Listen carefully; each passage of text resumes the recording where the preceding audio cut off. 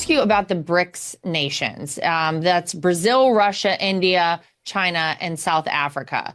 These are nations that are working together on potentially creating their own digital currency to challenge the US dollar.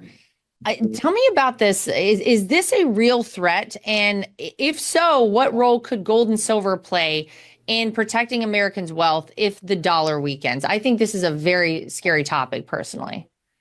I mean, for me, being in the industry, I've been following the BRICS closely for the last 2 years because a lot of my clients, they hear about this stuff and they don't know what to think when they hear about China and Russia, getting an alliance of countries to come after the US and try Yeah. to overthrow us as the world's dominant currency.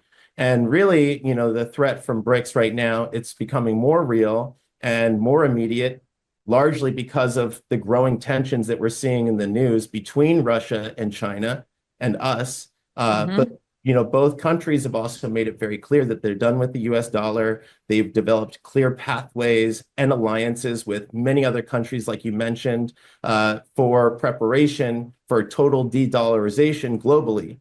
And that's associated with all the countries in BRICS. So all those names that you mentioned. So if all those countries drop the dollar all at once, by developing this new centralized digital currency backed by what they're saying could be gold.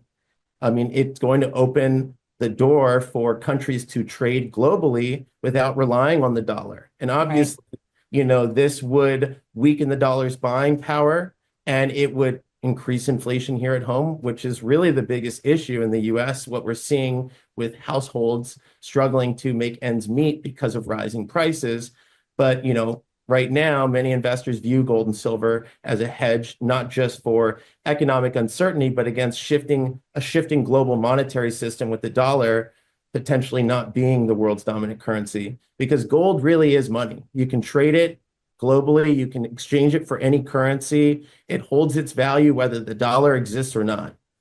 Well, it's been the currency for, forever, right? I mean, this is something that people for hundreds and hundreds of years have used gold and silver, right? Because you're right, it's always been a store of value for so long. The BRICS stuff, though, I feel like for me personally, I didn't see anybody address any of this over the past 4 years. And it's been something that I think a lot of people have kind of heard about, but the threat is very real, Andrew. The threat of these nations teaming up together, which I don't like that in general, but then trying to basically weaken the US dollar and take it out of, the rest of the world in terms of, their need to use it.